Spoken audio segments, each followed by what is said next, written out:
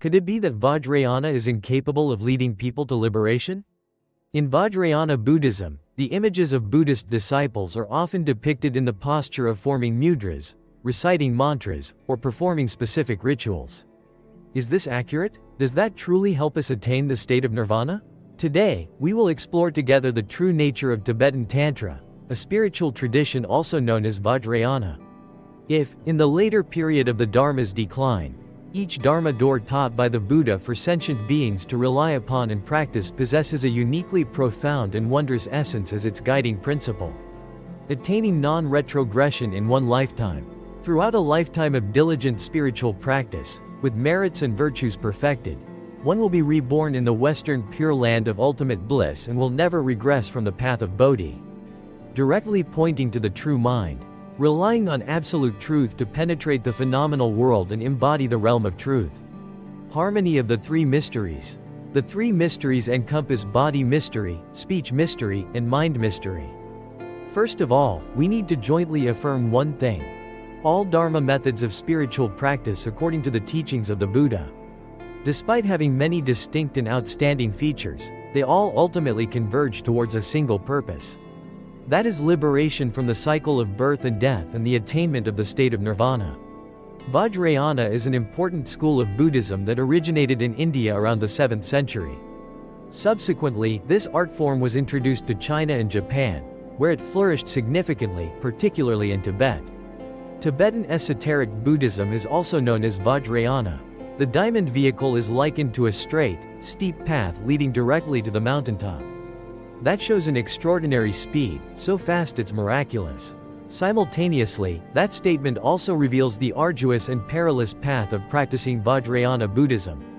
The development history of Tantric Buddhism has occasionally deviated from the orthodox path.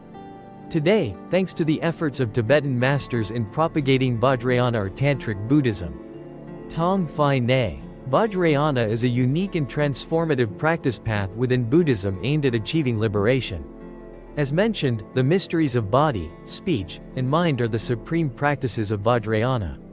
And to be able to actively control cosmic energy or spiritual energy, the ritual must be practiced in accordance with the rules, from the actions of the body, the speech of the mouth, to the thoughts in the mind. The body moves in accordance with the gestures, particularly the hands, which are performed in harmony with the mantra. The mouth recites mantras. That symbolic sound is a sacred phenomenon, capable of vibrating and transforming the practitioner's inner self. The mind merges with the mandala, and the self and the universe become one unified entity, thereby comprehending the esoteric truths of Buddhism.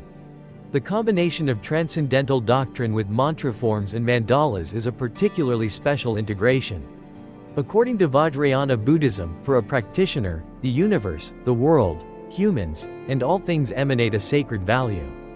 That is the connection between spirit and matter, between humans and the universe with its infinite source of energy.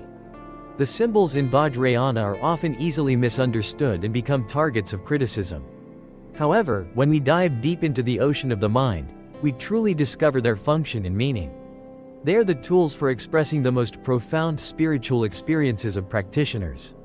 The philosophy and practice methods of Vajrayana are fundamentally built upon the process of precepts, sila, meditation, samadhi, wisdom, prajna, similar to all other Buddhist traditions. It has a close connection with both Theravada and Mahayana doctrines. The distinctive feature of Vajrayana lies in its method of attaining enlightenment regarding emptiness and selflessness. This is an esoteric path. Developed Buddhism has formed many sects with diverse cultivation methods. Any means that can guide people to faith, remove obstacles in the mind, help the mind realize and attain ultimate liberation can be used. Tantra is one of those skillful means. To become a practitioner of Vajrayana, one often needs to employ various methods to purify the body, speech, and mind. To transform one's body, speech, and mind into those of a Buddha. On the journey of taming the soul to attain the Dharma body of the Buddha, the practitioner needs to receive the esoteric practice directly from a teacher through an empowerment ritual. Secret mantra has 4 characteristics. The first characteristic is that the Yoga Tantra has the ability to thoroughly purify the surrounding living environment. The second is that the Dharma practitioner must be thoroughly purified in both spirit and body. Wednesday, the Dharma traveler helps to thoroughly purify all actions. Any doctrine that encompasses these four purifications belongs to the Vajrayana.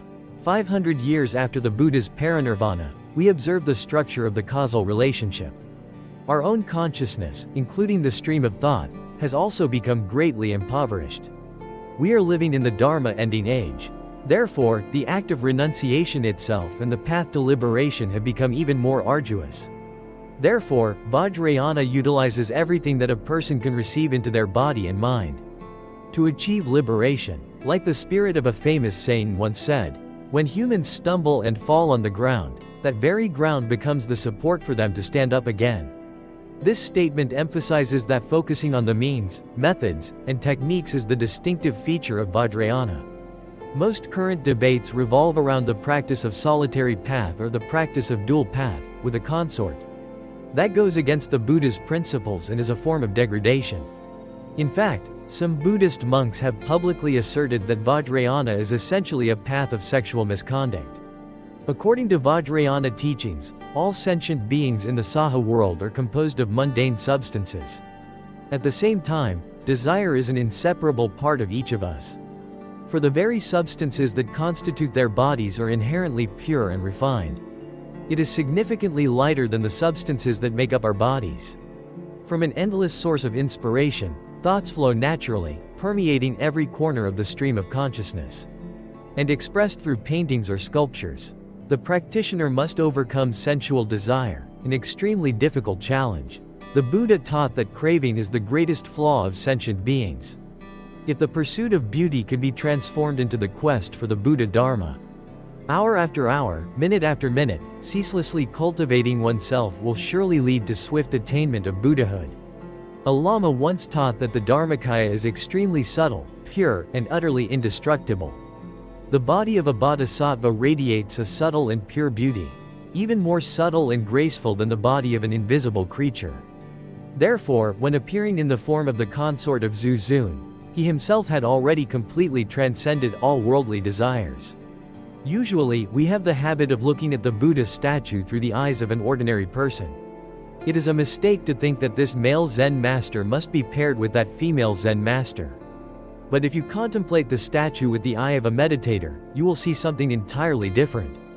The Buddha in the statue is completely immersed in a meditative state, paying no heed whatsoever to the figure of the young woman beside him. The girl strolls leisurely, as if expressing the joyful tranquility of meditation. Those who have ever meditated and achieved a state of mental focus will surely experience a special happiness in the realm of meditation. When the body reaches a state of complete relaxation, hormones that create feelings of refreshment and excitement are released. At the same time, he also clearly pointed out that all sentient beings, while practicing, are still greatly influenced by the karmic forces from the past. Deep within the consciousness, the karmic attachment of love cannot yet be severed when the ordinary mind has not transformed into wisdom. This is the outward manifestation of the mind. This does not mean that the karma of attachment does not exist within us, but rather than avoiding it, we need to face it directly. Although the matter is difficult, why do we not dare to face it in order to resolve it, or find the right remedy for the illness? Because the karma of love, romantic love, has bound us to wander in the cycle of birth and death. When people stumble and fall to the ground, it is that very ground that helps them rise again. We come to Buddhism to practice, not to admire or criticize. Additionally, the cultural origins of the image of a Buddha embracing a young woman also represent a profound philosophical topic. Within yin there is yang, within yang there is yin. Each of us carries within ourselves both yin and yang qualities. That Buddha statue is a vivid manifestation of this law of yin and yang. Sexual relations between men and women have always been a part of ancient Eastern philosophy, reflecting the harmony of yin and yang.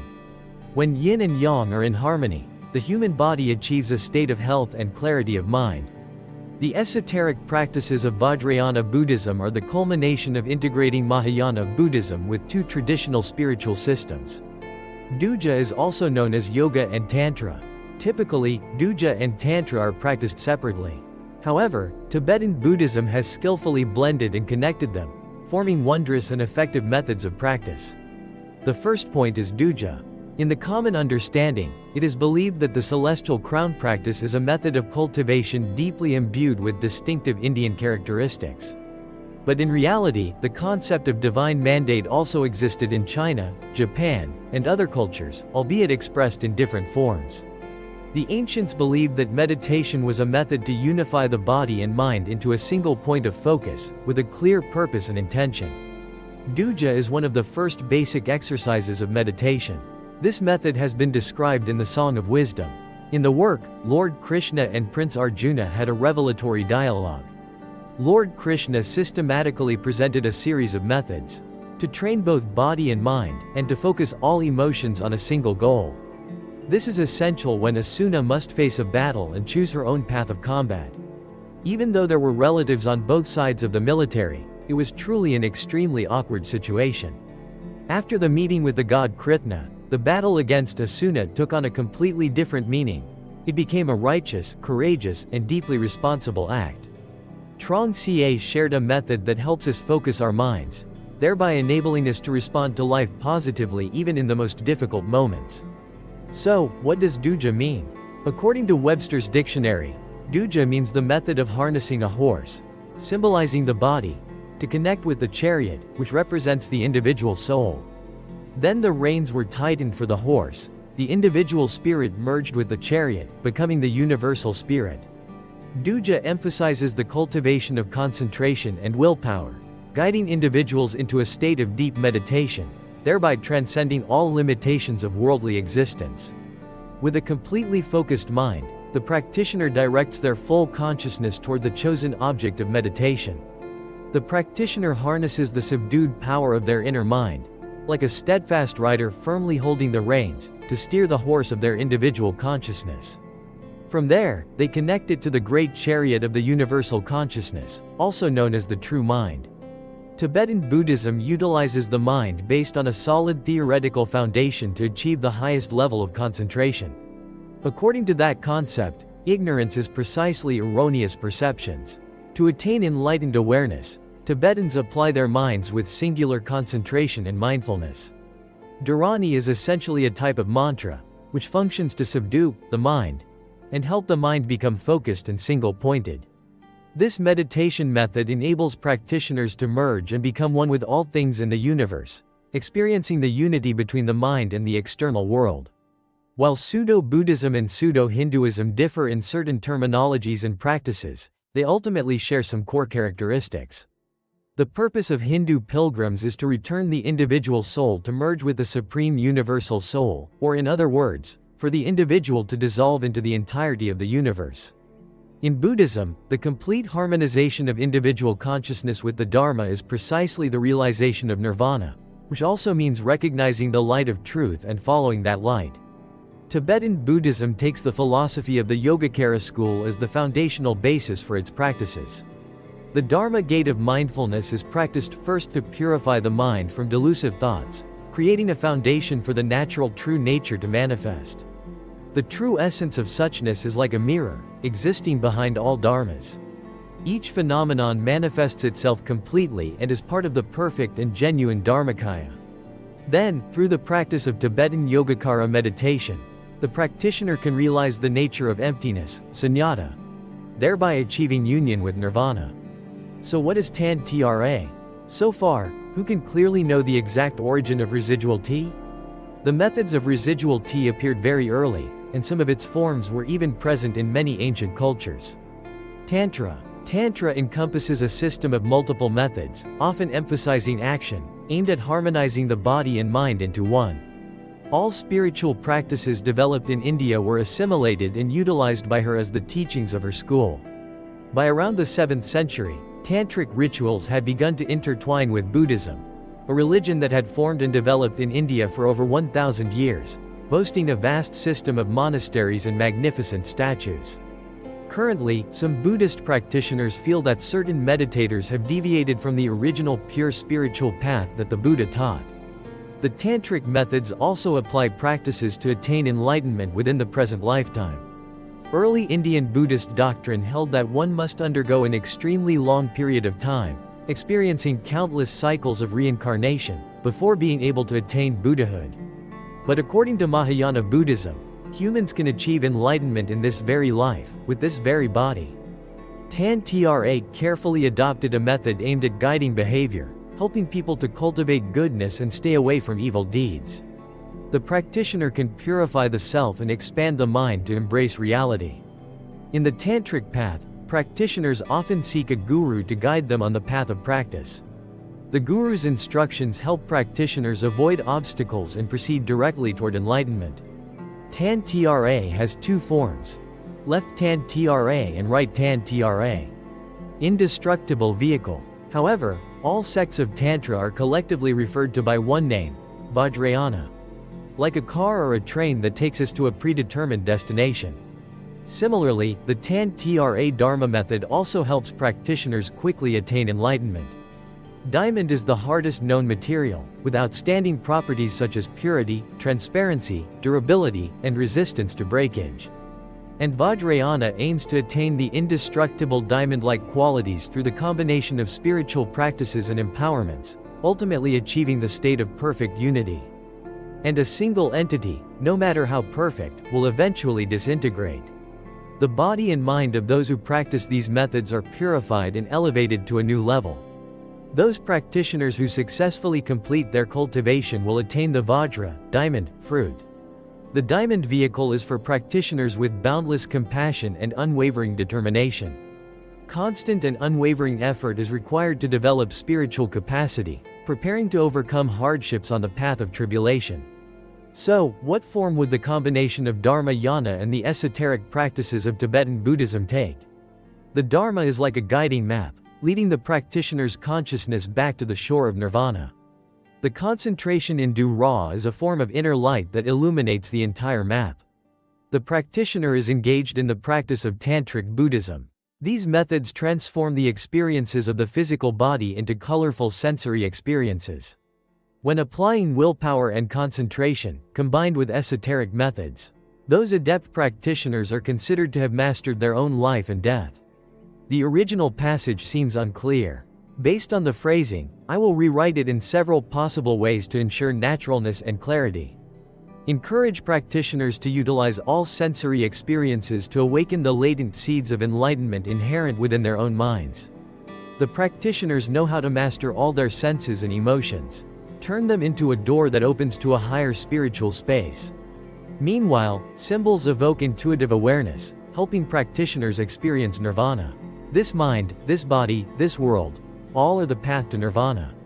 Additionally, there is nothing else that needs to be discussed. The sublime orchestration of the Dharma is precisely living and working to make a living. The person who earnestly makes a living and always maintains an upright and righteous heart, his soul will become enlightened. All opposites, if they exist, will eventually blend into a unified whole between the individual and the universe.